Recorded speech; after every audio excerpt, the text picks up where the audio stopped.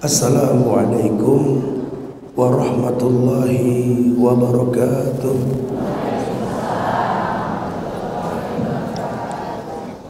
Alhamdulillah, hamdan katsiran thayyiban mubarakan fi kama yuhibbu rabbuna wa yarda.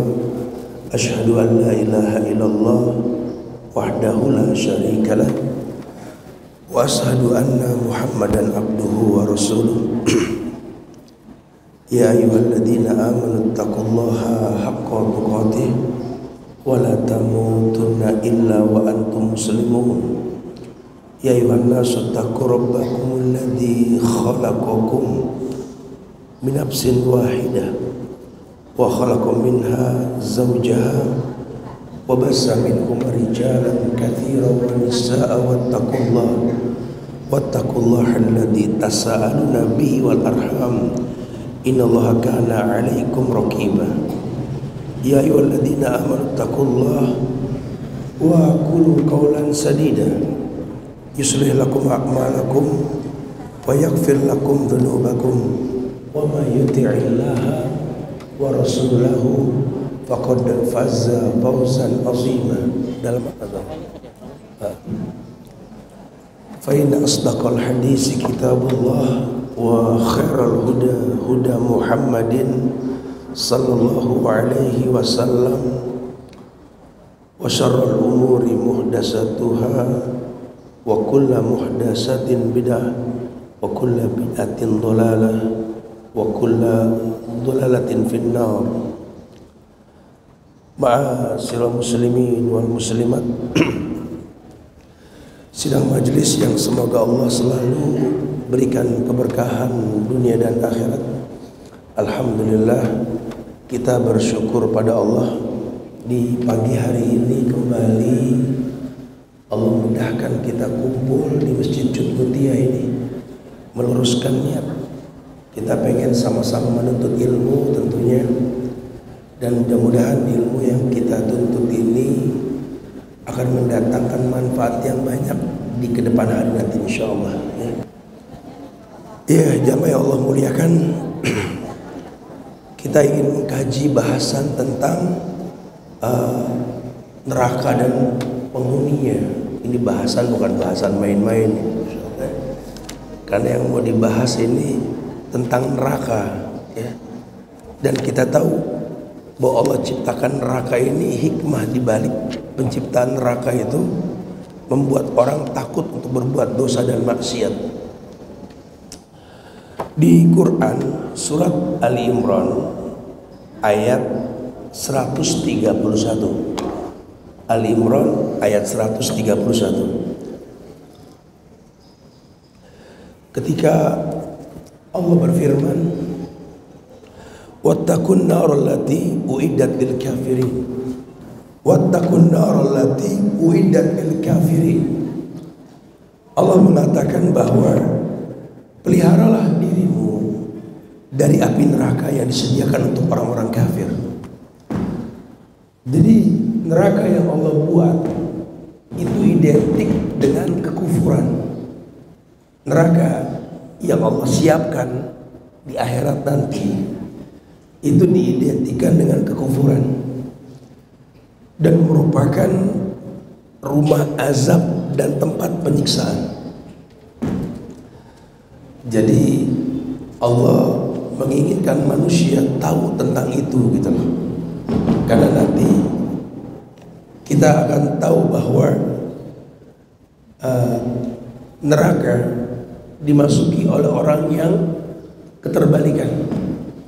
Ada di surat Al-Ahzab ayat 66. Surat Al-Ahzab itu surat yang ke-33 ayat 66 hingga 68, di mana Allah berfirman, kata Allah, yauma tuqallabu wujuhuhum finnar yaquluna ya laitana ata'na Allah wa ata'na Rasul wa qalu rabbana inna ata'na sadatana wa kabura'ana wa adalluna sabila rabbana atihim difain minal adabi wal anhum la'nan kabira.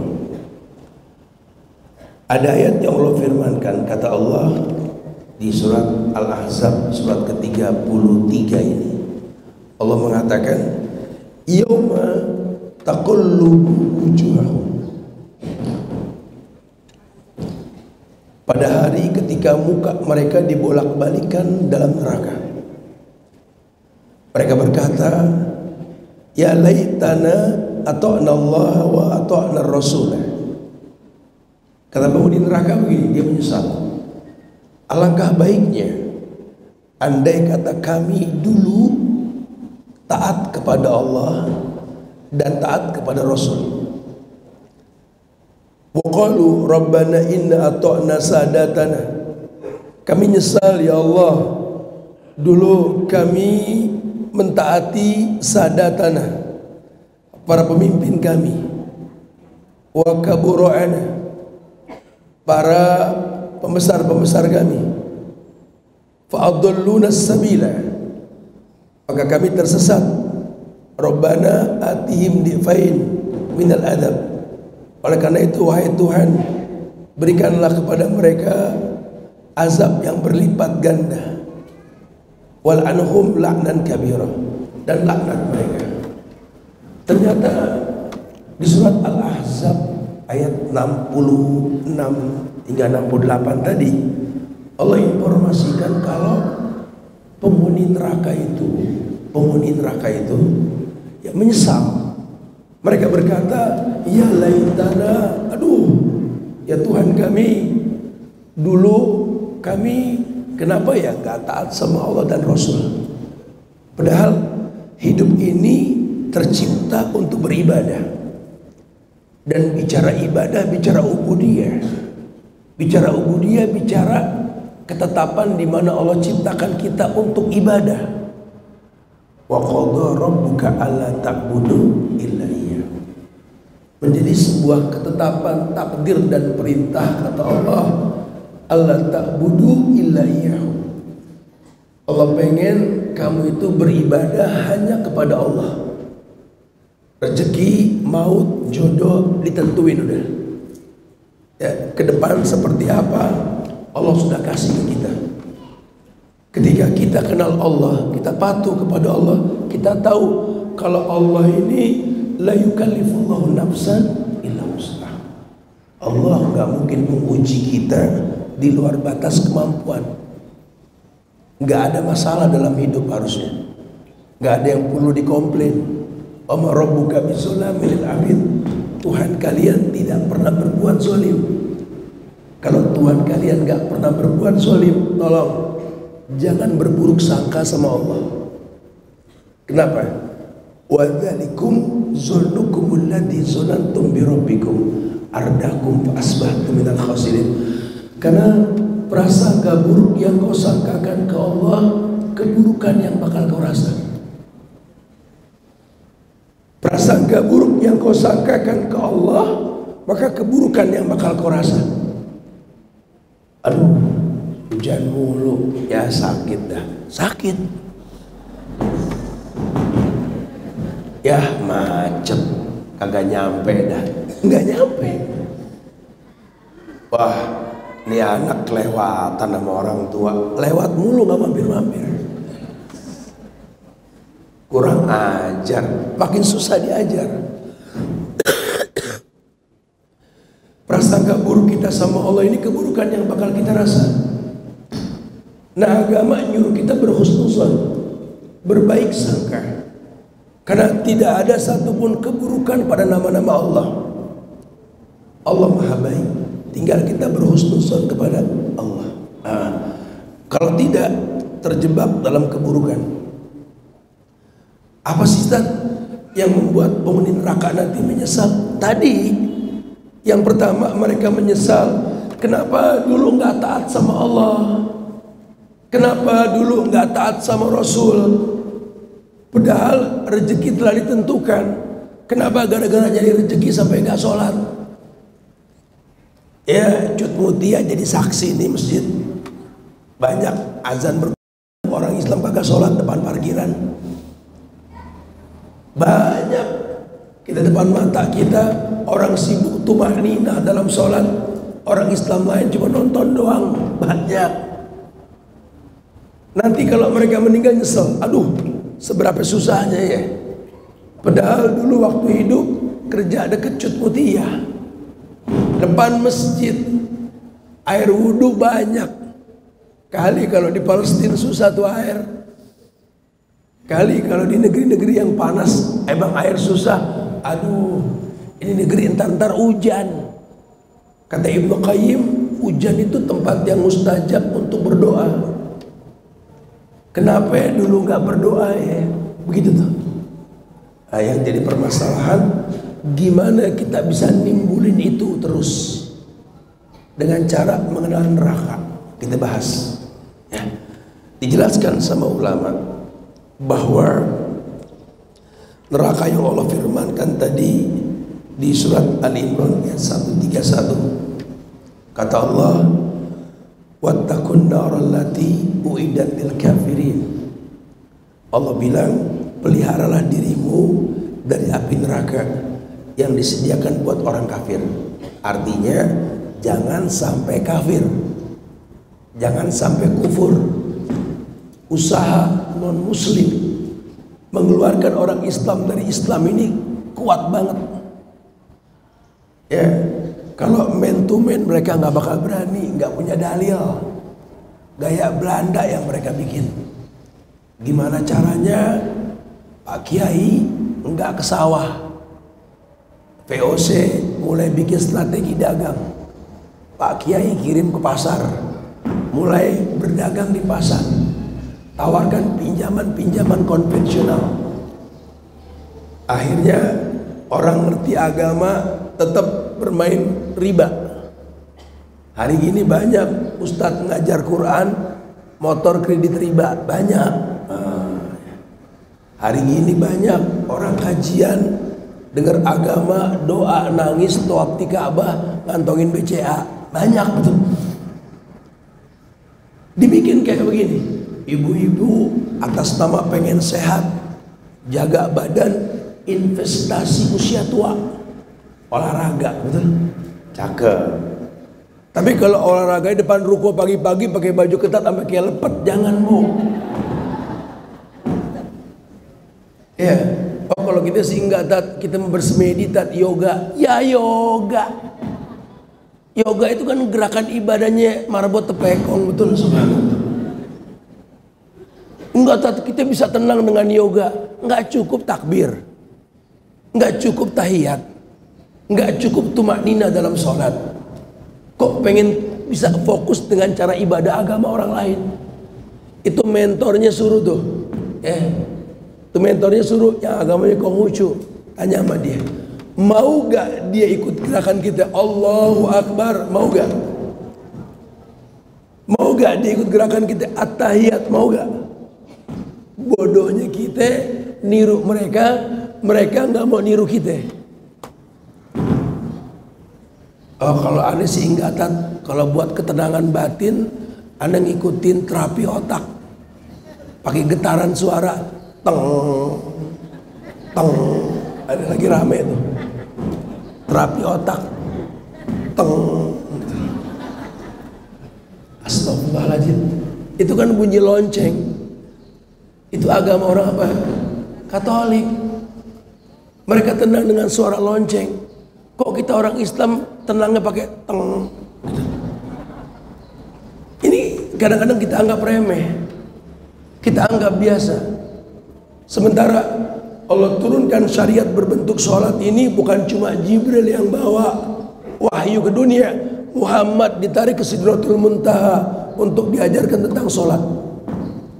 Allah kasih rumus, ini sholat tanha anil faksa wal munkar. Ini sholat mencegah perbuatan keji dan munkar. Betul sholat Anda, Allah muliakan diri Anda. Cuma lihat talbis, mulai pada punya handphone, nggak berasa. Yang kita tahu syirik itu cuma nyembah selain Tuhan, betul?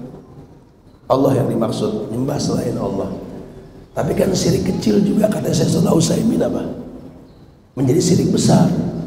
mulai banyak yang narsis, riya, sum'ah, ujub. Itu syirik-syirik kecil, dan itu terjebak dalam kekufuran nanti kalau dibiasakan. Akhirnya mulai merasa kecewa. Ustaz, ana sudah berdoa sama Allah, Ustaz, macam-macam doa, dari kumpulan doa-doa mustajab, doa-doa sunnah, sampai doa dan wirid. Ini kita bawa kemana-mana nih doa, Ustaz.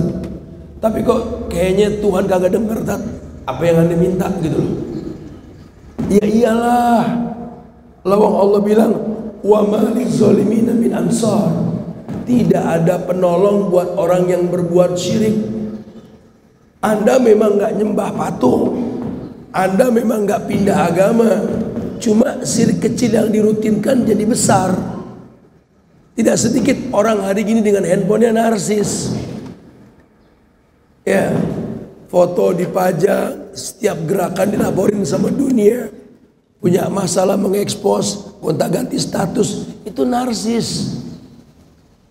Ya, kalau dibiarkan ujung-ujungnya FOMO nanti. Terjebak dalam dosa yang dirutinkan. Akhirnya doa nggak dijawab. Mulai krisis keimanan, nggak yakin. Aku udah doa, aku nggak paturutan, aku udah gini nggak gini. Ya karena dia nggak ngerti. Banyak ritual ibadah yang dia lakukan talbis. Talbis itu terkolaborasi dengan sesuatu yang Allah benci. Talbisul haqqo bil batil, taqtumul haqq wa antum ta'lamun. Gitu. Taib, ini penyebab kekufuran yang akhirnya neraka tempat kembali kita. Nah, supaya kita nggak gitu, pelajari. Dijelaskan dalam Al-Quran. Rame amat ini. Dijelaskan dalam Al-Quran, surat At-Tahrim ayat 6. Surat At-Tahrim itu surat ke-66 ayat 6. Allah berfirman, ya ayyuhalladzina amanu ku anfusakum wa ahlikum nar wa quduhan nas wal hijarah alaiha malaikatun ghilazun shidadun la ya'sunallaha ma amarahum wa yaf'aluna ma yu'marun. Ada ayat yang Allah firmankan, ya ayyuhalladzina amanu, hai orang yang beriman. Ayat ini buat orang beriman. Allah katakan, ku anfusakum wa ahlikum nar. Dengan iman beramal soleh. Kalau sudah beramal soleh, jaga dirimu dan keluargamu dari yang namanya neraka. Maksudnya apa, Ustaz? Bisa gak ibadah yang kau gugurkan itu membuat engkau tidak berbuat kufur? Karena nanti banyak orang yang gugur hukum ibadah, bekas ibadahnya nggak ada. Allah bilang, hei orang yang beriman, jaga dirimu dan keluargamu dari api neraka. Kenapa? Karena gini, api neraka itu wuquduhan nasu wal hijarah. Bahan bakarnya itu manusia dan batu. Kenapa mesti batu dijelaskan? Ya, supaya kamu tahu Allah itu nggak butuh kamu untuk masuk Islam atau beragama dengan baik. Kamu yang butuh Allah untuk bisa baik. Kamu baik, Allah siapkan sorga. Kamu nggak baik juga Allah butuh bahan bakar, gitu loh. Jadi jangan dibilang, ini hari kayaknya Allah rugi nih, Tat. Kenapa? Masjid kosong. Nggak gitu kali. Ini hari Allah senang nih, Tat. Kenapa? Cut mutia penuh. Apa urusannya? Lah Allah mengatakan, neraka yang kusiapkan bahan bakarnya itu manusia dan batu. Berarti Allah butuh bahan bakar manusia. Kalau batu ya batu, sedimen. Kalau manusia kan fosil. Bahan bakar yang bagus tuh fosil. Kemudian alaiha, di neraka tersebut atasnya, malaikatun gilazun syidadun. Ada malaikat yang ghilazun, kasar, syidadun, keras, la ya'sunallaha ma amarahum, yang tidak pernah bermaksiat dengan apa yang diperintahkan oleh Allah, wa yaf'aluna ma yu'marun, dan melaksanakan semua yang diperintah, melaksanakan semua yang diperintah. Allah kasih informasi, di neraka nanti bahan bakarnya manusia, bahan bakarnya batu. Jadi kalau kamu berbuat dosa, Allah nggak rugi. Emang Allah butuh bahan bakar. Kamu masuk neraka rugi nanti. Kenapa masuk neraka rugi? Karena di neraka itu kamu udah nggak bisa keluar. Yang jaga malaikat, kalau sipir di penjara bisa disogok. Ya, neraka nggak bisa. Malaikatnya ini ghilazun, kasar, syidadun, aduh kakunya makhluk, keras. La ya'sunallaha ma amarum, enggak pernah bermaksiat dengan yang diperintahkan sama Allah. Wa yaf'aluna ma yu'marun, bahkan diperintahkan sesuatu pun enggak pernah melanggar. Malaikat enggak pernah ingkar dengan syariat. Semua malaikat. Makhluk yang tidak pernah mendustakan Tuhan itu malaikat. Malaikat Jibril nggak pernah korupsi ayat, nggak pernah apa yang Allah perintahkan sampai langsung ke Nabi. Malaikat maut nggak pernah salah cabut, main cabut aja bawa nimahit, kok dia kan ono salah, nggak ada gitu. Malaikat peniup sangkakala nanti nggak bakal salah waktu niup dah. Ya, makanya jangan suka ngira-ngira kiamat mau datang tuh. Banyak orang buku nentuin kiamat 3 tahun lagi, kiamat tahun depan. Ini orang sok tahu ya. Gitu. Nabi saja ditanya sama Jibril, mata sa'ah, kapan kiamat? Kata Nabi, as-sa'il a'la minal mas'ul. Yang nanya lebih tahu ketimbang yang ditanya. Nabi aja nggak sok tahu. Kasih bocoran, emang kiamat Jumat. Cuma Jumat kapan wallahu alam. Kalau Juli gimana tak tahu. Pokoknya Jumat aja gitu ya. Nabi aja nggak sok tahu. Ini kita suka ngitung-ngitung kayak sok tahu gitu loh. Dengan dalil yang kita miliki, jangan. Tat udah mau kiamat, tat gimana? Emang kiamat udah mau nyampe. Cuma kita dicipta bukan buat nungguin kiamat. Ini nih maut, tat umur kita udah masa-masa di mana maut makin mendekat. Iya, jangan takut mati, ditungguin nggak ditungguin pasti datang. Karena kullu nafsin dha'iqatul maut. Jangan khawatir dengan kematian. Kata Abdullah bin Rawaha pada perang Mu'tah, ketika beliau menggantikan Ja'far bin Abi Thalib setelah Ja'far menggantikan Zaid bin Harisah sebagai panglima perang. Dia berpuisi karena Abdullah bin Rawaha terkenal dengan puisi pembakar semangatnya. Dia bilang, wahai jiwa, apa yang kau takutkan dengan kematian? Karena takut tidak takut dia pasti mendatangimu. Lebih baik kau persiapkan dirimu untuk menggapai husnul khotimah. Karena kematian adalah cara kita masuk ke alam berikutnya. Dan setiap kita pasti menemui kematian tersebut. Berbisik Nabi di telinga anaknya Fatimah, menangis Fatimah. Berbisik kedua kali tersenyum Fatimah. Aisyah bertanya setelah wafatnya Nabi, apa yang beliau katakan kepadamu wahai Fatimah sehingga kau menangis? Ayahku berkata, innalil mauti lasakarat. Kematian itu ada sakit. Orang yang paling dicintai sama Allah itu aku, Khalilullah, tapi merasakan sakit. Apalagi kalian yang bukan kekasih Allah. Fatimah, maut itu la syakarat, ada sekarat. Sekarat itu sakit artinya. Sakaratul maut itu sakitnya maut. Sedih Fatimah melihat ayahnya yang mulia, manusia paling sabar yang Allah ciptakan, tetap merasakan sakit. Bisikan kedua, senyum. Apa yang membuat engkau tersenyum ketika bisikan yang kedua? Beliau hanya mengatakan la marada ba'da hadal yaum, enggak ada sakit lagi setelah ini.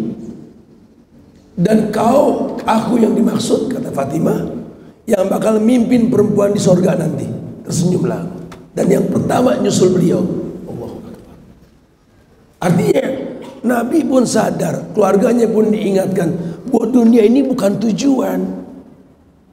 Kita cuma transit. Kemarin kita nyampe ke dunia dengan cara dilahirin. Emak kita berasa sakit, kita juga pegal cuma bisa nangis doang. Digedein kita sama orang tua, ntar kita juga bakal pindah ke alam berikutnya, ya mati. Namun Nabi mengatakan ketika dua mayit sedang diusung di pundak orang yang membawanya, beliau mengatakan pada mayit yang satu mustarih, mustarih, yang satunya wa mustaru anhu. Kata Nabi kepada mayit yang satu ini mustarih, ini orang baik, ini mayit baik, ini yang satu nih, diistirahatkan dari penatnya dunia. Orang baik difitnah di dunia, Allah wafatkan sebagai nikmat. Ini orang baik matinya nikmat, deh nggak pegel lagi, nggak sakit lagi. Kalau yang satu wa mustaru anhu, ini dunia istirahat dari dia nih. Ini biang kerok nih. Kalau nggak dimatiin dunia capek sama dia nih. Tuh. Kita berharap kita yang pertama, jangan yang kedua. Semoga Allah istirahatkan kita dari penatnya dunia nanti. Kematian gak menakutkan. Cuma yang mesti kita khawatirkan kalau kita masuk neraka. Nah supaya gak khawatir, ya istighfar, mohon ampun. Kalau udah dibilang tadi, wattaqun nar allati uiddat lil kafirin. Jauhkan neraka yang disiapkan buat orang kafir. Koreksi diri. Jangan-jangan kita sudah banyak berbuat kekufuran. Jangan-jangan kemudahan yang Allah mudahkan ke kita ini menjadi penyebab kita ini kufur. Kufur nikmat. Badan sehat, dipakainya merem mulu. Duit banyak, wisata kuliner.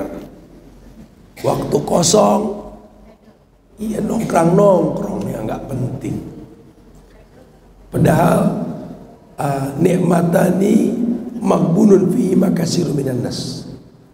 Ada dua nikmat yang Allah kasih, semua orang butuh tuh nikmat. Tapi kalau udah punya, dia sia-siain. Yang pertama as-sihah, waktu sehat. Yang kedua yakni al-faraq, waktu kosong. Ini dua nikmat. Nggak ngaji bu, pak, entah dah kalau sehat. Alasannya sakit, berarti kan sehat nikmat. Udah sehat lu gak ngaji, belum sempet. Aduh warung gak ada yang nunggu. Apalagi libur gini anak pada kumpul di rumah dah. Jadi kita gak bisa ngaji. Lihat, wal faraq, waktu kosong begitu. Gak ngaji, sibuk, full kerjaan. Udah kosong pada libur, pada gak ada kegiatan.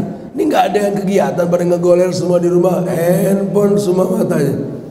Libur tat, nggak ngaji, nggak ada libur dulu istirahat dah. Lihat, dua nikmat yang kita hayalkan ketika kita punya jadi kufur nikmat. Nah kalau sudah kufur nikmat, Allah bilang apa? Adzaqahallah libasal ju' wal khauf. Allah pakaikan pakaian takut dan kelaparan. Walaupun punya banda, walaupun punya duit, ama sedekah ogah. Ini orang bakhilnya innalillah, koret, kutet, medit. Semua ada di dia tuh. Bukan nggak punya.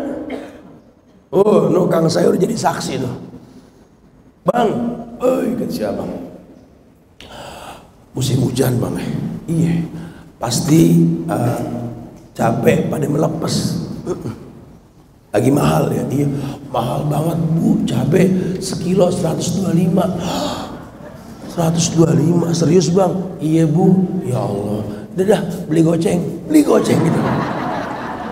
Udah tahu sekilo 125 dia beli goceng. Bukan nggak punya duit, nggak enak kalau nggak nyeksa kang sayur gitu. Bukan nggak punya duit, Idul Adha jadi saksi no kemarin. Pasar kambing diputerin sama dia. Kali kalau dia nggak punya duit lain cerita, nyari yang pas yang cukup sama duitnya banyak. Lagi dia juga belanja kambing itu kan pakai duit Tuhan bukan duit dia, betul? Aduh, nawar kambing sampai muter satu pasar. Ini kambing gede banget bang, dijual bang, dijual oh kata gitu. Berapa ya bang? Ini agak lumayan nih bu, berapa? 7 juta. Kambing 7 juta. Kayak Mio kata gitu. Sama nama motor dia 7 juta. Yang ini berapa bang? Ini kecilan 5 juta. Kayak Beat Second kata dia bilang gitu. Ibu nanya mulu, emang ibu mau belanja? Mau, ngomong deh bu, dananya berapa saya cariin sini. Ya saya mau, saya cuma bawa 1 juta. Ya Robi katanya. No ada no yang deket tembok, no yang mau mati no 1 juta no. Yang lehernya kayak pensil, ambil no. Ini orang kerjaannya nawar doang ya. Ini orang-orang yang kufur nikmat. Orang yang kufur nikmat, kesehatan yang nggak dipakai buat ibadah, action depan temen. Gue lari kemarin, jalan cepet sekian kilo jauh. Gue sepeda 20 kilo, 30 kilo, cakep. Tarik gas motor 50 kilo antar pulau. Belum lagi injek gas mobil sekian kilometer. Itu masjid depan komplek boro-boro nyampe gitu. Pada gak ke masjid, istirahat dulu Ustaz. Habis pada goes Ustaz. Kemarin 30 kilo Ustaz. Makanya istirahat. Astagfirullahaladzim. Ya, ini semua terjebak dalam kufur nikmat. Akhirnya Allah hilangkan kemuliaan hidupnya. Yang mestinya dia bisa berbuat baik, dia nggak mampu berbuat baik. Kelihatannya keker, subuh nggak bisa bangun. Kalah sama aki-aki, no masjid penuhnya sama orang tua kalau subuh. Mana anak muda yang perutnya banyak gabin, betul banyak six packnya gitu. Nggak ada yang bangun, katanya kuat. Ini kanan ngangkat barbel 35, yang kiri 30. Nih kelopak mata nggak sekilo nggak keangkat, betul. Sehat dari mana? Ini kufur nikmat. Dan ini perbuatan-perbuatan yang ujungnya neraka gitu loh. Ya iman nanti dia kekal atau nggak kekal ya. Tapi kan kufur. Uiddatil kafirin. Allah nggak pengen kayak begitu. Dikasih tahu hati-hati. Kalau udah masuk neraka nanti ente nyesel. Udah gitu neraka ini luas banget. Di Quran itu ada di surat yawma yakul li jahannam halim tala'ti wa taqulu hal min majid. Ada di Quran itu Allah berfirman tentang neraka, kata Allah di surat Qaf ya kalau nggak salah. Ya surat Qaf, surat ke-50 ayat 30 tuh. Yawma takulu li jahannam halim talati. Hari di mana dikatakan kepada neraka jahanam oleh Allah, halim talati. Apakah kalian sudah penuh? Wa taqulu hal min majid. Jahanam balik nanya, emang ada yang mau dimasukin lagi Tuhan? Ayat ini menjelaskan bahwa neraka tuh nggak pernah sempit. Jadi jangan beranggapan kayak vlogger sekarang nih, banyak bikin syutingan vlog dari neraka, lagi rame tuh. Hai guys, ini aku pengen spill kamar pertama, malam pertama aku di neraka. Astagfirullah. Kemarin rame ya, yang pada bercanda mandi-mandi di neraka. Ini Indonesia nih, masya Allah, netizen dahsyat banget. Berani bercanda dengan neraka. Iblis aja nggak berani bayangin neraka.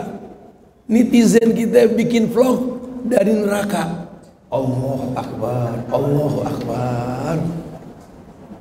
Sementara Allah jelaskan neraka itu kalian nggak bakal kuat. Wuquduhan nas wal hijarah, bahan bakar itu manusia dan batu. Bahkan neraka itu luas sekali. Sampai dikatakan oleh neraka, ada lagi gak yang mau dimasukin Tuhan? Surga seluas langit dan bumi pun tidak pernah sempit. Neraka pun tidak pernah kurang untuk menerima orang. Dan nanti di akhirat cuma dua kemungkinan, imma surga, imma neraka. Gak ada yang lain. Tidak ada yang lain.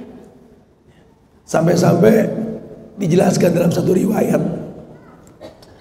Nabi memberikan bayangan tentang dalamnya neraka. Kata Rasul, "Lau anna hajaran mislu sabi khalafatin ulqiya fi syafari jahannam lahawa fiha sab'ina aman la yablughu qa'raha." Kata Nabi begini, seandainya ada hajaron, ada batu mislu sabi khalafatin, seukuran 7 onta bunting, 7 onta yang hamil, ada batu segede gitu gitulah. Kemudian dilempar dari bibir neraka, masuk ke lubang neraka, terhempas ke bawah, 70 tahun belum sampai ke dasar. Bagaimana orang bisa nggak takut sama neraka? Kita nyemplung lubang 2 meter aja megap-megap gitu ya. Berapa banyak kang gali kubur yang punya asma, nurunin mayat nyesek. Kang gali sumur, ini neraka, ada batu seukuran 7 onta hamil, dilempar dari bibirnya sampai ke dasarnya 70 tahun gak sampai, kata Rasul. Allahu Akbar. Ya, wajar kalau sampai penghuni neraka tuh menyesal. Aduh, kenapa ya dulu kita nggak taat sama Allah sama Rasul ya? Iya. Andaikan Allah bangunkan aku untuk sebentar saja beribadah kepadanya, nggak bisa. Sesal kemudian tuh nggak berguna. Kita mesti pancing diri kita untuk takut. Bahkan banyak riwayat yang menjelaskan bahwa sesungguhnya Allah panaskan neraka ini, salah satunya apa penyebabnya? Ya, ini panasnya matahari dan bulan. Matahari punya panas sendiri, bulan punya panas sendiri. Ya, jangan dibilang bulan itu pantulan matahari, bukan. Karena matahari punya api, bulan juga punya api. Makanya ulama ketawain aja ketika Amerika bilang Neil Armstrong kakinya menginjakkan kakinya di bulan. Terbuat dari apa itu manusia? Bulan itu api, batu yang panas, walaupun nggak sepanas matahari. Ini ada dalil nih. Neraka dikatakan bahwa panas api neraka, ini merupakan muskil atsar. Dijelaskan matahari dan bulan itu akan tersimpan dalam neraka pada hari kiamat. Untuk menambah panasnya neraka, Allah letakkan matahari dan bulan, karena kedua-duanya sumber panas. Udah panasnya dahsyat, ditambah lagi matahari dan bulan dimasukkan ke dalam neraka. Belum lagi riwayat yang mengatakan bahwa perbandingan api di dunia dengan api di neraka itu 70 kali lipat. Ketika api membumbung tinggi panas, sahabat kepanasan, kata Nabi, ini cuma juz'un, bagian kecil dari panasnya neraka. Di neraka nanti tiap panas ini masih ada 69 kali lipat lagi untuk menemukan panasnya neraka. Allahu Akbar. Subhanallah. Banyaknya himbauan-himbauan ini yang membuat manusia harusnya takut dengan itu. Makanya ketika At-Tahrim ayat 6 tadi menekankan, ya ayyuhalladzina amanu qu anfusakum wa ahlikum nara wa quduhan nas wal hijarah alayya malaikatun gilazun sidadun la yasunallah ma amarahum wa yaf'aluna ma yu'marun. Itu bukan main-main. Ayat ini membuat orang udah gak ngayal bikin dosa. Apalagi kalau dosa diterjemahkan itu kesesatan. Dulu waktu kita masih muda, kita tersesat, balik masih gampang, kaki masih kuat. Sekarang kita nggak muda lagi. Kalau tersesat, shadaqallahul azim. Kalau tersesat, yang mau balik siapa yang gitu loh. Coba muhasabah diri kita. Zaman muda kita tersesat masih gampang, masih bisa ngejar orang yang duluan. Kalau udah tua bangka kayak kita tersesat, yang mau nganterin pulang siapa? Masih muda semua acungin jempol, gue yang nganterin gitu. Ini orang tua sampai yang mau nganterin. Ojol juga melengos, betul. Iya, agak susah. Makanya kalau kita nggak muhasabah diri, kita yang dirugikan. Penyesalan nantinya. Pandai-pandai bermuhasabah diri untuk tahu itu gitu loh. Kata Nabi ketika beliau menyampaikan ayat, ketika beliau katakan begini, narukum hadhihi allati yuqidu ibnu adam juz'un min sab'ina juz'an.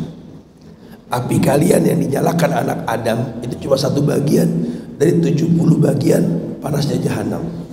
Beliau mengatakan, innakum wa ma ta'buduna min dunillah hasabu jahannam antum laha waridun. Ayat disampaikan di surat Al-Anbiya ayat 98, surat ke-21. Sesungguhnya kamu dan apa yang kamu sembah selain Allah adalah umpan jahanam. Kamu tahu gak? Jahanam itu makhluk. Ya, di surat Al-Anbiya ayat 98, surat yang ke-21. Innakum wa ma ta'buduna min dunillah hasabu jahannam antum laha waridun. Kamu tahu gak? Neraka itu kan makhluk yang akan ditarik dengan 19 malaikat nanti. Orang-orang kafir lagi bikin alat buat ngelawan 19 malaikat. Padahal Allah tentukan jumlah angka bilangan 19 itu buat ujian. Jangan kata 19, satu malaikat juga nggak bakal kita bisa kalahin. Dikatakan sama Allah di sini, neraka itu, jahanam itu makhluk yang dia butuh suplemen, butuh umpan. Umpannya apa? yakni ma ta'buduna min dunillah.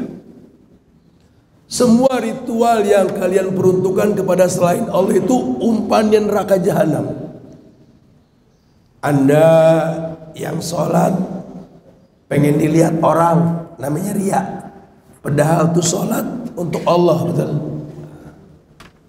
Ente yang ngaji pengen dipuji orang, umpan neraka tuh. Makanya kalau baca Al-Fatihah bukan ila hadratin Nabi, bukan ila hadrati Syekh Abdul Qadir Jailani, tapi ila hadratillah. Ini bacaan cuma buat Allah, bukan buat makhluk. Kita baca nih Al-Fatihah sebagai tawasul untuk mendoakan orang, boleh. Yuk kita doain orang tua kita, yuk. Sebelum doa kita baca Al-Fatihah, boleh. Ila hadratillah, Al-Fatihah, boleh. Bukan buat dibagi, bertawasul. A'udzu bi kalimatillah, aku berlindung dengan kalimat-kalimat Allah. Jangan ilah hadrati fulan, nggak boleh. Kenapa?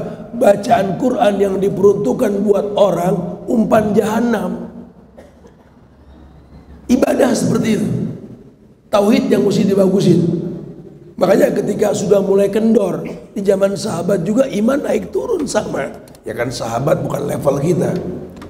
Tetap Nabi bilang, ya ummati jaddidu dinakum, wahai umatku, perbaharui agama kalian. Ya Rasulullah, kaifa nujaddidu dinana? Bagaimana kami bisa memperbaharui agama kami ya Rasulullah? Jaddidu dinakum biqauli la ilaha illallah. Perbaharui agamamu dengan mendalami tauhid. Karena kebaikan sebanyak apapun kalau tauhidnya berantakan, batil. Anda sholat 5 waktu di masjid cuma sombong, batal. Anda sedekah sebanyak angka rupiah yang Anda punya, tapi pengen ria, batal. Anda nuntut ilmu, pengen dibilang alim, batal. Akan kita lihat nanti banyak orang yang berilmu nggak mendatangkan manfaat. Kita nggak belajar dari orang-orang terdahulu. Ulama lokal suka mengatakan al-muhafazatu ala qadimis salih wal jadidil aslah. Mengambil pelajaran dari orang-orang terdahulu untuk kebaikan yang akan datang. Lihat orang tua kita nggak banyak gaya, nggak repot sama titel, nggak dibawa-bawa tuh titel bekas pendidikan dia dulu, nggak dibikin repot dia. Tapi lihat bukti dalam hidupnya banyak, sehingga nggak pamrih buat memberikan yang terbaik. Akhirnya yang kita lihat sekarang, orang tua kita serentak apapun mereka tetap bisa ngebagi anak. Tidak sedikit anak-anak muda masih padahal segeran dia sama orang tuanya. Sampai-sampai orang tua kita mayitnya aja masih bagi waris. Mayitnya aja masih ngebagi waris. Ini anak sekarang titel banyak, badan keker, boro-boro ngasih orang tua. Hilang kemuliaan. Orang tua kita apalannya cuma juz 30, itu pun waduha ke bawah. Sekarang sekolah Islam menawarkan produk. SD di sini 10 juz, SMP-nya 15 juz, SMA-nya hatam 30 juz. Ini negeri penghafal Quran terbanyak di dunia, Indonesia. Lomba Quran mana yang Indonesia nggak menang? Menang. Tapi buat jadi satu pemimpin yang ngerti agama susah. Ini kenyataan, ya. Subhanallah. Kita ini kayak orang yang bingung sendiri. Kayak bingung tukang singkong. Tadi semalam ngobrol sama saya di Bogor, petani nanam singkong mau nyetor. Kita panen 3 ton, mungkin 5 ton. Panen raya nih. Saya bilang, alhamdulillah. Emang udah 8 bulan. Aneh cabut singkong Masya Allah gede-gede lumayan. Sebatang bisa sekilo setengah. Cakep dong. Nah, lo jual berapa? Sekilonya 1.100. 1.100. Denger deh, di Jakarta kencing aja 2.000. Saya bilang gitu. Ngapain nunggu 8 bulan buat 1.100? Daripada dijual, bikin keripik bagi orang. Jelas pahalanya. Ini kita dibodohin betul-betul. Disuruh kerja nggak tahu buat apa. Sementara kita nggak pernah komplain di kafe ngopi, pesen singkong 3 pakai keju dikit 25.000 betul. Ya Rabbi subhanallah. Habis dipres gitu. Kenapa? Karena nggak kreatif. Kita nggak tahu nanem buat apa. Kayak anak sekarang sekolah buat apa dia nggak tahu. Kelas 12 lulus kemarin. Kita tanya, pada mau kuliah di mana nih? Katanya yang satu sini aja, kalau aneh sih kenapa? Deket. Yang satu lagi, lu di mana? Bu di sana kenapa di sana? Temen banyak. Kita garuk kepala anak sekarang. Dia belajar cuma karena deket. Dia belajar cuma karena banyak temen. Dia nggak tahu belajar buat apa. Makanya jangan heran apa yang dituntut, apa yang dikerjain beda. Di mana-mana yang namanya ilmu itu yazra, yahsud, nanem, manen. Lu tanam singkong, panennya singkong. Tanam jagung, panennya jagung. Kalau lu nanam singkong yang dipetik alpukat, maling namanya betul. Jadi jaka semu makan kue sus nih, nggak nyambung sus, gitu ya, nggak nyambung sudah, itu yang terjadi. Akhirnya dunia membuat kita ketelimbang, bingung kita sama dunia. Saking bingungnya, sampai nggak berasa karuk durian udah banyak di pala kita, nggak berasa jenggot udah nggak full hitam, nggak berasa mata mulai bersepah putih. Yang tadi jelas ngelihat orang depan pintu siapa itu, udah mulai begitu. Yang tadinya dibilang pantat kukusan, duduk nggak bisa diem. Sekarang mau duduk aja Bismillah. Bangun bismillah, bismillah. Modal apa kita ketemu Allah? Modal apa kita ketemu Allah? Ya, ini mesti dimuhasabahin loh. Jangan sampai jadi kayak penghuni neraka yang nyesel nanti. Ditegaskan banget di awal bahasan kita tadi. Mereka secara umum menyesal. Kenapa waktu hidup tidak taat sama Allah? Kenapa waktu hidup tidak taat sama Rasul? Ya laitani ma'ata'na Allah wa rasulah. Aduh rugi banget ya. Dulu aneh gak taat sama Allah, aneh gak taat sama Rasul. Padahal tinggal patuh, rezeki maut jodoh udah diatur. Kita di atas skenario, besok apa yang terjadi Allah Maha tahu. Nggak usah dipusingin besok kita bakal makan apa. Kita orang Jakarta pasti makan nasi, nggak usah dipusingin udah. Yang jadi masalah nih, kalau besok mati lu bawa apa ya kan gitu. Ini yang kadang-kadang kita nggak pikirin. Ngaku cinta Allah, ngaku cinta Rasul. Kata Syekh Abdul Razak, bukti cintanya Allah itu surat cinta berbentuk Quran. Udah berapa lama tuh Quran nggak dibaca? Lu ngomong cinta, surat cinta Tuhan yang nggak pernah dibaca. Ngaku cinta Rasul, prakteknya nol. Yang ditawarkan bid'ah. Padahal Nabi pengen kau ikuti yang ku contohkan. Khudu anni manasikakum, sallu kama ra'aitumul yusalli. Salatlah seperti aku salat, lihatlah cara manasikku. Jangan sampai kau sampaikan sesuatu yang aku tidak melakukannya. Prakteknya enggak. Kita enggak tahu kalau konsekuensinya taat dengan perintah Nabi, menjauhkan larangan Rasul, percaya dengan yang Nabi kabarkan walaupun sifatnya gaib, dan tidak beribadah kecuali adanya syariat. Makin hari makin lemah, makin minta dimaklumin Tuhan. Zaman sehat berdiri, lu tawaf di mall. Udah mulai dituntun minta dispensasi. Tat, kalau kita udah tua boleh sholat duduk gak? Rebah aja boleh, Bu, kata begitu. Buat yang muda lihat, lu nunggu rebah dulu. Ya, mumpung masih seger. Terus ngapain lari sono lari sini tiap hari, senam sono senam sini, tapi sholat nggak bisa lama. Ini mata gonta-ganti warna tergantung baju kondangan, merah, biru, hijau, kuning. Nunggu lamur dulu baru Quran dibaca. Ya Rabbi subhanallah ya. Hati-hati, penghuni neraka itu menyesal ya. Jangan kita tergolong penghuni tersebut. Masya Allah ya. Buat lebih luas bahasan kita dialog ya. Mungkin ada yang mau ditanyakan supaya kita nggak nyesel. Karena yang dikhawatirkan nanti hari bergulir masa berganti ini makin sempit kesempatan kita berbuat baik. Ketika datang sesuatu yang tidak kita inginkan, menyesal kita nanti. Allah musta'an. Ayo kita dialog, silakan. Assalamualaikum warahmatullahi wabarakatuh. Waalaikumsalam.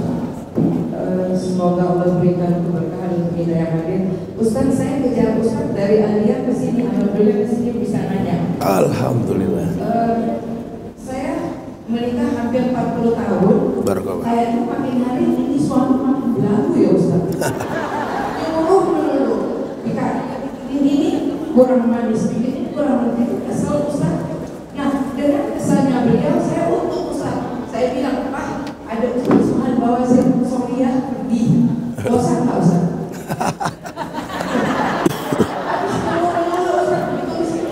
Saya kasih tahu, Bun, ini ada Ustaz bawa kalau saya udah tahu, saya pura-pura nggak tahu. Pak, ini ada baru nih, baru dapat panggilan, boleh pergi nggak? Gitu. Boleh pergi nggak? Terus saya pergi beli lauk, beli ketupat sayur padang, terus saya kesini 7:30 udah nyampe. Nah, pertanyaannya, pertanyaan ini di Ustaz. Saya sedikit kesal. Sementara isi neraka itu perempuan yang tidak taat pada suami. Saya niat mau taat, tunjukin dong Ustaz caranya biar taat. Terima kasih. Ini usaha ibu nih nggak maksimal. Ini saya ada gantungan kunci buat ibu nih, Bu. Kode USB nih, IG. Ada kata-katanya, ingat jangan bosan minta sama Allah. Manfaat soalnya. Nanti diambil. Gini Bu, memang orang kalau berumah tangga Udah ukurannya bukan setahun 2 tahun, 40 tahun nih. Iya, rumahnya itu kan rumahnya 4L. Lo lagi tiap hari ketemu 40 tahun kebayang. Oh, saya yakin rasanya itu bukan suami istri, udah kayak adik kakak. Orang kalau udah 40 tahun berumah tangga, mungkin kalau bocoran dari ibu saya sih dulu udah nggak kayak suami istri, udah kayak temen gitu lah. Ya temen kurang lebih lah. Sebenarnya sih gini Bu, selama memang tidak menimbulkan kerusakan, dalam agama diperbolehkan. Gini, ibu taat sama suami wajib, ibu nuntut ilmu juga wajib. Dua-duanya ibadah. Ibadah nggak boleh ngerusak ibadah. Paham ya? Nah, jadi sekarang nih ibu nih kemari, walaupun mungkin suami nggak tahu. Oh ya, aman, lebih aman lagi gitu ya. Kalau nggak tahu pun ya, ibu pulang selama nggak mendatangkan kerusakan masih boleh. Apalagi dia tahu boleh plus gantungan kunci tadi Bu, gitu lah ya. Beliau tahu. Ya. Karena beliau merintah melulu, saya pikir gini, saya bilang, Pak ini ada Ustaz Subhanallah aja, saya jalan ya. Tapi tetap saya berikan tupat sayur. Iya, apalagi nggak masalah. Harusnya 2 tupatnya tadi Bu. Atau 2 tadi Bu. Boleh Bu, boleh. Jadi bahkan menjadi solusi ya. Mungkin sih udah ukurannya udah wajar lah. Ya lebih baik lari ke majelis taklim. Karena nggak sedikit ibu-ibu yang pegel sama suaminya, nge-DM temen, ngopi yuk gitu loh. Dari kafe deh, ibu masya Allah deh ya. Semoga Allah muliakan ya, diawetin hubungannya insya Allah ya. Bu, di neraka banyak perempuan, di sorga juga perempuan lebih banyak Bu. Jarang dengar kan? Pernah dengar gak? Suami laki-laki yang soleh dikasih 1 bantal isinya 70 bidadari. Entar dulu.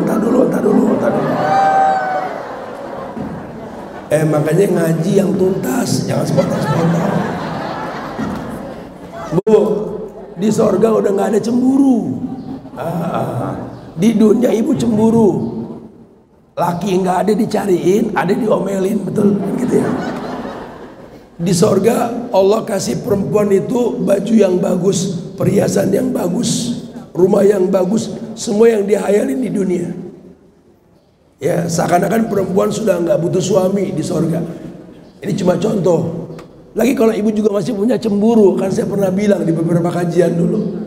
Kalau ibu ke rumah ngelihat suami punya bantal isinya 70 bidadari, ibu perempuan soleha, pemimpin bidadari sorga, kata Rasul. Ibu yang bakal pimpin tuh bidadari. Kalau ibu pemimpin, ibu tinggal ngomong dari kamar, keluar, ibu masuk. Kalau ada, cuma kan nggak ada begitu. Cuma saya kasih bocoran Bu. 1 laki-laki 70 bidadari. Bidadari laki apa perempuan? Perempuan juga banyak di surga. Cuma Nabi menjelaskan di neraka itu banyak perempuan karena gampangnya perempuan masuk neraka. Sebabnya apa? Kufur asyir. 20 tahun menikah. Pas tahun ke-21 dia mengkhianati, tiada maaf bagimu.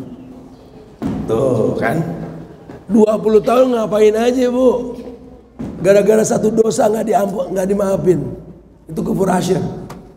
Ya, ingat, jangan sampai kita punya sifat kufur asyir. Nah, kufur asyir itu penyebab perempuan masuk neraka, dan itu yang banyak gitu maksudnya. Suami beliin mobil, udah tuh pakai tuh mobil, jalan ke orang tua, jalan ke kajian, jangan males di rumah ngomel. Emang mobil situ yang ngasih, tapi inget ya, spion saya yang beli. Spion. Dia lupain mobil gara-gara spion. Pakai ini motor, kajian ke Cut Mutia sana. Lu jangan kebawelan, belajar, perempuan mesti belajar jadi matrosa. Laki ngomong begitu. Udah beliin motor pakai. Nginget-nginget pemberian. Ini motor memang situ yang ngasih, tapi bensin kita yang ngisi, gitu bahasa. Nggak boleh. Nggak boleh ya. Itu kufur asyir. Jangan. Alhamdulillah. Selama yang dia omongin memang baik, Islam. Kami dengar, kami patuh.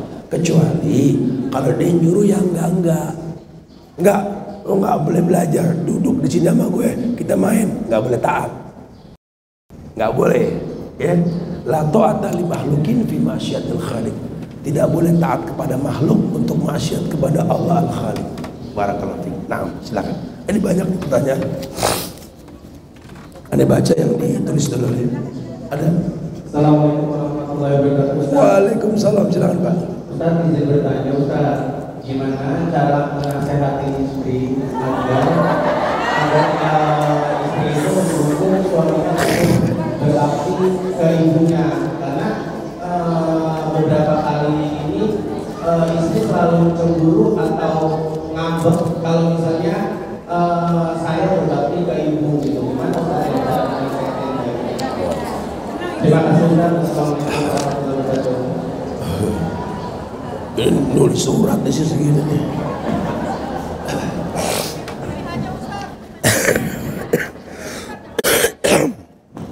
Iya, taib ya. Masih agak serak nih, baru pulang soalnya. Iya, Bu, apa sih alasan banyak laporan kayak begini nih? Seakan-akan ini apa namanya? Nggak boleh seorang suami itu berbakti sama ibunya. Wallah, Bu, setua apapun kita, sehebat apapun kita laki-laki, tetap bocah kecil di hadapan orang tua kita. Nanti ibu bakal ngerasain punya anak laki. Bangga, Bu, dimuliain sama anak laki. Bangga gitu loh. Saya sering bilang, untuk mendapatkan cintanya suami, Bu, jangan bucin, jangan jadi budak cinta sampai menghalalkan yang diharamkan. Sampai ada prinsip, kalau kita ini perempuan jadi pelacur suami diranjang. Bodoh yang ngomong kayak begitu. Perempuan Islam bukan pelacur, perempuan Islam itu wanita mulia. Salah dia ngomong kayak begitu. Kalau memang pengen dicintai sama suami dan dia nggak mungkin bisa menghilangkan cintanya sama ibu, cintai yang dia cintai, Bu. Laki-laki, Bu, ya, seburuk apapun ibunya di atas kepalanya, Bu. Saya sering bilang ini dengan bahasa kajian yang gampang. Kita orang laki, seburuk apapun ibu kita, kita akan bilang, wallahi ya ummi inti ala ra'si, kau di atas kepalaku wahai ibu. Maka kalau nanti ada seorang istri di depan suaminya nggak akur sama ibu si suami, tapi suami tetap baik, bohong. Saya mewakili laki-laki, Bu, bohong. Suami bisa baik sama istri yang nggak akur sama mertuanya, bohong. Dia pura-pura cuma menjaga hubungan di hadapan anak. Tidak ada. Bagaimana kita bisa mencintai orang yang membenci ibu kita? Nggak akan pernah bisa. Nggak akan pernah bisa. Ya, jangan benci ibu seorang suami. Jangan benci. Maklumi, ibu dapat nikmat dari darah dagingnya. Orang yang ibu benci, air susunya di badan suami ibu. Hati-hati. Ya. Sehingga secantik apapun istrimu, wahai para laki-laki, selucu apapun anak-anakmu, tetap ibumu, ayahmu baru pasanganmu. Dua cinta yang berbeda. Cinta kita untuk istri kita, untuk orang tua kita. Tapi istri ada bekas, orang tua nggak ada bekas. Bahkan ketika kita sudah bercerai saja, mertua saja nggak ada bekasnya, betul? Saking azimnya makna orang tua. Yang kedua, wahai para wanita, yang dicintai seorang laki-laki itu anak perempuannya, bukan anak laki dibenci, bukan. Kami para laki-laki ini anak perempuan segalanya, bangga punya anak laki gitu, punya keturunan. Tapi merasa jadi orang tua ketika punya anak perempuan, baru berasa.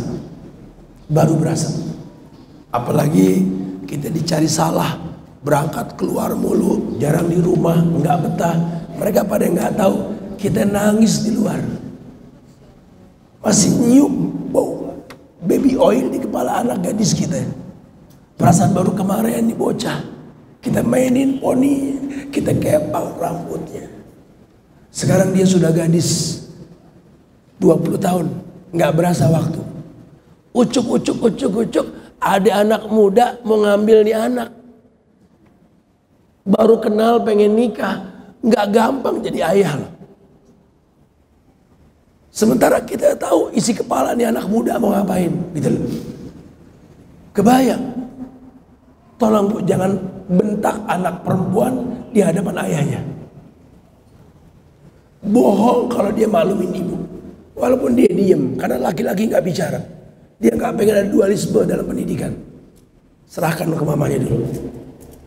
Selesai itu dipeluk anaknya. Seoles lagi kebencian sama ibu. Tapi suami saya baik. Kalau saya ngomel sama anak perempuan saya, bohong. Bohong. Saya mewakili laki-laki Bu. Bohong. Wallah bohong. Sudah. Dia cuma pura-pura biar dibagi sama ibu. Dia cuma pura-pura. Dan yang ketiga, yang dicintai laki-laki itu apa yang dia berikan sama ibu. Mungkin dia bisa ngontrakin, nyewain rumah, beliin rumah, syukur-syukur bangunin. Apapun yang dia beri itu kebanggaan buat dia. Semodern laki lebih seneng ngelihat bini ketika kita mau berangkat kantor lagi nyapu, lagi ngepel, serbet di pundak. Bang hati-hati bang ya, jaga pandangannya, sholat jangan lupa. Lebih sedep ketimbang ngelihat perempuan gaul yang banyak uel-uelannya, handphone mulu.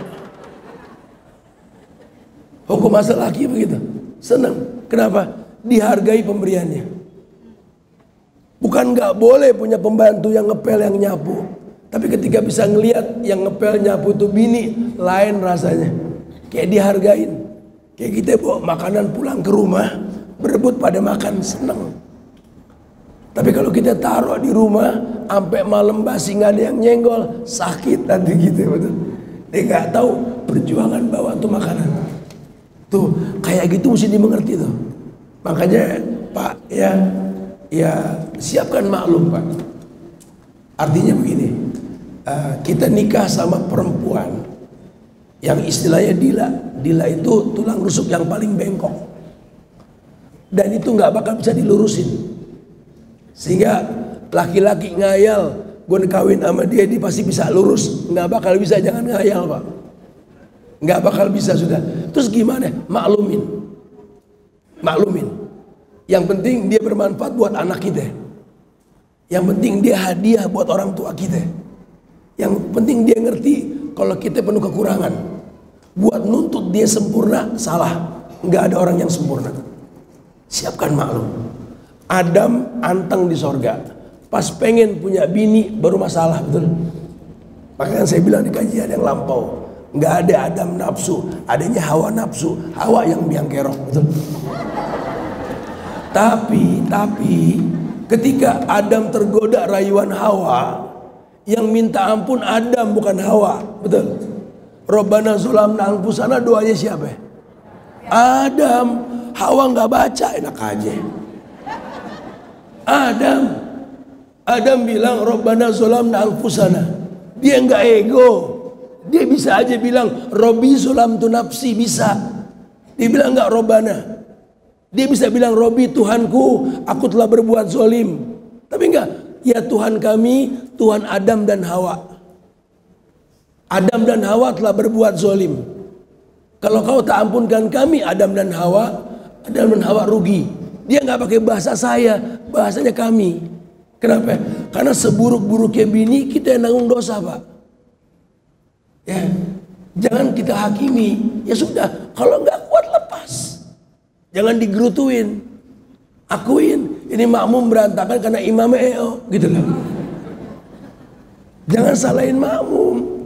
Emang kita nggak bisa mimpin. Di situ kita mohon ampun sama Allah. Di situ nyemangatin diri kita untuk belajar. Oh iya, berarti nih ada yang salah. Kalau sampai bini kita nggak demen sama orang tua kita, ini ada masalah nih. Kita yang nggak mengedukasi dari awal. Resiko nikah sama aneh nih, ujian aneh nih orang tua. Yang diuji sama orang tua orang hebat, namanya Ibrahim. Sampai dibakar sama babinya noh. Kira-kira kalau kita diuji sama orang tua, bisa sabar gak? Kalau bisa kita nikah, dari awal kita edukasi. Ini kita gak ngasih bayangan, kita kasih angin sorga. kebanyakan puisi. Giliran nikah ketahuan semuanya. Nah, udah gitu kadang-kadang kejelekan di kita. Bini punya kekurangan, ngomong sama orang tua, nasib. Lu cemberut aja kata si ibu, ngomong ke anak laki. Kata anak laki, aduh tahu deh mak, kirain dapat pendamping hidup, ternyata hakim dalam hidup. Bini lu dia nggak bisa masak mak, air aja mak, lagi dimasak mak kering, masya Allah. Kelewatan tuh perempuan tuh kan gara-gara kita tuh. Padahal kalau memang dia nggak bisa, ya sepakati. Ini kamu belum bisa masak, solusinya apa nih? Orang tua mau datang, belanja deh, jangan nggak ada yang dimakan. Taruh kata kita nggak pintar masak, pintar untuk nyiapin. Yang kurang ditutupin gitu loh. Kan rumah tangga saling melengkapi, bukan menjadi hakim. Orang yang paling layak kita terbuka ya orang rumah kita. Ya sekarang kalau orang rumah berkhianat, ya nggak saling mensupport, ya susah. Laki menikah punya misi, perempuan dinikahi karena alasan. Itu agama. Allah alam. Ini kita baca dulu kali banyak banget tulisan. Assalamualaikum Pak Ustadz. Seseorang yang punya hutang piutang dagang, ketika itu pas ditagih sedang gak ada uang. Lama gak ketemu sama seorang orang itu. Sekarang mau berniat bayar utang, tapi orang itu udah gak ketemu. Rumah pun gak tahu bagaimana cara untuk membayar hutangnya. Zaman Nabi ada nih, ada zaman Nabi nih, orang yang menangguhkan gaji pembantu yang kabur, hingga dia terhimpit di sebuah gua, batu nutup gua. Dia bertawasul, ya Allah, aku pernah punya seorang budak yang kutahan upahnya. Sampai sekian tahun dia balik, kemudian dia minta upahnya, aku berikan dalam bentuk ternak yang banyak, karena aku putarkan, aku kasih semua ke dia. Seandainya itu baik, bukalah pintu gua ini, kebuka.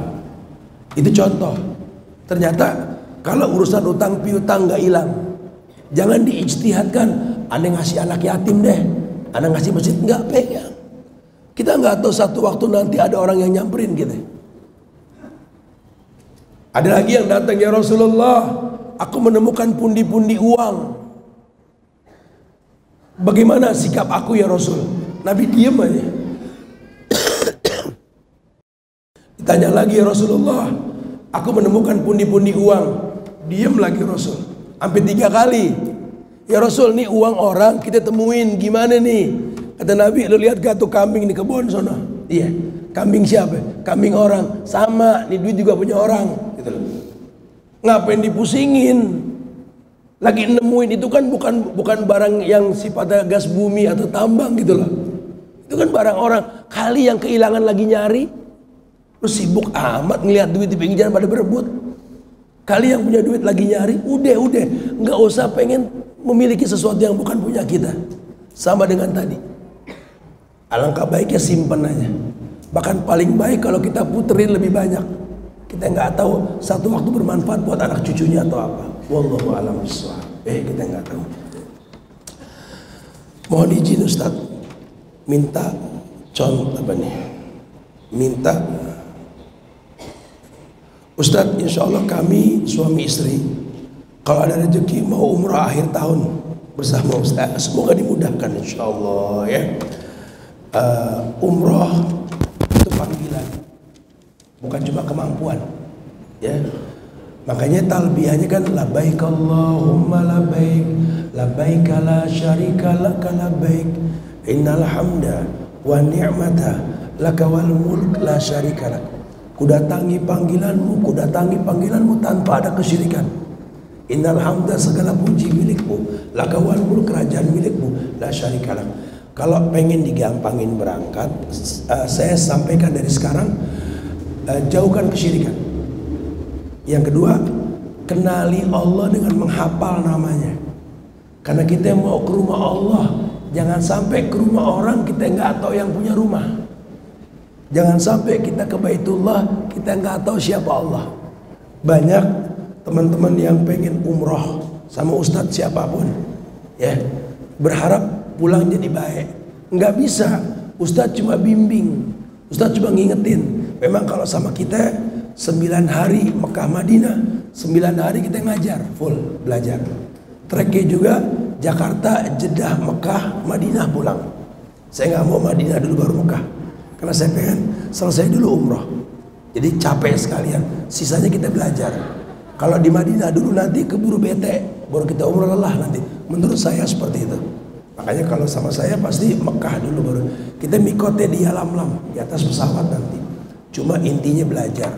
Setiap pemberangkatan umroh nanti pasti dikasih judul. Ada buku yang kita bahas, endingnya tabligh akbar di Madinah nanti insyaallah. Ya, wallahu a'lam bishawab. Assalamualaikum Ustaz. Kenapa cobaan hidup membuat iman kita menipis? Harusnya jangan, ya. Ketika kita tahu kalau cobaan itu bukti cintanya Allah. Ada satu riwayat Nabi mengatakan, innallaha idza ahabba abdan ibtalahu. Allah kalau cinta dengan seseorang, Allah uji. Coba. Itu bukti. Cobaan itu bukti cintanya. Harusnya kita dicintai itu makin tebal, bukan makin tipis. Bahkan Allah mengatakan, qayyadtu abdi min ibadi bibtilai. Aku ikat hambaku dengan ujian. Tujuannya apa? Istirja. Dia bilang, inna lillahi wa inna ilaihi raji'un. Allah pengen banget orang yang diuji itu balikin semua ke Allah. Bisa bilang la haula wala quwata illa billah, bisa bilang hasbunallah wa ni'mal wakil, ni'mal maula wa ni'man nasir. Bisa bilang hasbiyallahu la ilaha illa huwa rabbul arsil azim. Ya, balikin ke Allah. Jangan merasa terintimidasi. Ibu nggak ngaji, lagi pegel sama anak, salah. Ya, pegel nggak pegel ngaji bu. Bapak nggak kerja, bahkan wajib kerja, lagi pegel sama bini, salah. Tetap kerja, apa itu mah kewajiban. Jangan ujian dunia ini membuat kita berubah fungsi. Kan dibahas di awal tadi. Takutnya kufur nikmat. Akhirnya tetap berbuat baik, cuma ujungin neraka gitu loh. Itu yang dikhawatirkan. Ustadz, apakah musik itu haram? Kalau haram adakah hadisnya? Yang nanya punya handphone nggak? Googling sekarang. Hukum musik Rumaiso, baca panjang. Hukum musik Rumaiso, di Google coba. Hukum musik Rumaiso. Jadi kalau saya bahas nggak nyambung sama babnya ini. Handphone jangan buat nonton yang kocak-kocak doang. Ya. Hukum musik Rumaiso nanti keluar. Ada baca yang panjang tuh. Ya. Haram hukumnya. Yang belum bisa ninggalin istighfar. Astagfirullah. Iya. Pengen sih ninggalin cuma belum mampu kali. Ya, mendingan begitu ketimbang ngedebat. Assalamualaikum Ustaz. Apakah jika seorang ingin bertaubat dari dosa, apakah harus melakukan sholat taubat atau memperbanyak istighfar? Kalau dosa besar, sholat taubat. Kalau dosa kecil, istighfar. Ya, hijrah tidak cukup tanpa taubat. Dulu saya nggak pakai kerudung, sekarang udah hijrah, udah pakai, alhamdulillah. Tapi tahu nggak dulu nggak pakai itu dosa? Tahu. Nah, udah taubat belum? Emang harus? Ya harus. Dosa ya taubat. Dulu aneh nggak pernah sholat, sekarang udah hijrah. Aneh udah sholat terus, Ustaz. Alhamdulillah. Waktu dulu nggak sholat, tahu nggak hukumnya dosa? Tahu. Udah tobat belum? Belum. Emang harus tobat. Ntar ngebayar sholatnya gimana? Nggak ada dosa dibayar di Islam, nggak ada dosa dibayar. dosa ditobatin. Ini banyak orang suka ngarang-ngarang nih, bayar tuh sholatnya berkali-kali. Itu dosa, bukan dibayar tapi ditobatin. Bukan kalau kodok buat orang lupa sampai inget, tidur sampai bangun, gila sampai sembuh. Kalau orang dosa ya tobat, bukan dibayar. Ini kita suka pada salah paham. Ya, gimana ngebayar puasa-puasa yang dulu kita nggak puasa? Kalau dulu memang utang belum dibayar, kodok namanya. Tapi kalau dulu nggak puasa karena sengaja, dosa, tobat, bukan dibayar. Enteng dong, enteng. Kalau diterima tobatnya, kalau kagak. Ya, hati-hati nih, suka pada salah paham nih. Karena banyak sekali pengajaran di sosial media yang kita nggak tahu ujungnya. Ada yang bilang, Ustadz ini bilang suruh bayar sholat-sholat yang dulu katanya. Puasa enggak. Itu dosa, tobat. Ya, sholat tobat, minta ampun sama Allah. Ya. Puasa juga sama kayak begitu. Ustadz, apakah sholat tobat bisa dilakukan setiap hari? Ya kalau ingat dosa. Kalau ingat dosa ya sholat tobat. Kalau udah nggak inget ya ngapain? Sholat apa? Sholat tobat. Emang berdosa? Kali aja. Kali aja. Nggak boleh kalau kita inget baru. Ya enggak, ya istighfar berbanyak. Pagi 100, sore 100 tuh istighfar. Nabi aja minimal 70 kali. Bismillah, afwan Ustaz. Sesederhana apa kita orang tua menjelaskan makna neraka kepada anak tanpa ada unsur menakuti? Kayak tadi yang saya bahas. Jadi nggak serem-serem banget kan? Cuma jelasin, nah, di akhirat nanti cuma ada dua kemungkinan, sorga sama neraka. Kalau anda nggak di sorga, pasti di neraka, mungkin tengah-tengah. Begitu pula sebaliknya. Tolong nak, nanti kalau kamu di sorga, ya cari mama, cari ayahmu nak. Kalau memang kami belum ada, mintalah sama Allah untuk syafaat menyelamatkan kami dari neraka nak. Dan bilang sama Allah bahwa kamu berbuat baik karena kami yang mengajarkan nak. Boleh, itu jariah namanya. Ya. Ya Allah, saya pengen banyak ngomong, cuma suaranya lagi habis-habisan nih. Soalnya akan datang deh, itu aja kali yang bisa disampaikan ya. Minta maaf kalau ada kekurangan. Kesempurnaan hanya milik Allah. Jaga ukhuwah di antara kita dan jangan lelah untuk saling mendoakan ya. Doakan diri kita, keluarga kita, doakan majelis ilmu kita di Al-Hujjah, doakan masjid kita di Cud Mutia. Semoga Allah jaga selalu sebagai taman-taman penyubur iman ya. Dan yang terpenting, doakan negeri kita Indonesia agar dijaga ukhuwah kebangsaannya. Doakan para pemimpinnya semoga diberikan hidayah. Wallahu a'lam bishawab. Kita tutup dengan kafaratul majlis. Subhanallah bihamdika asyhadu an la ilaha illa anta astaghfiruka wa atubu ilaik. Assalamualaikum warahmatullahi wabarakatuh.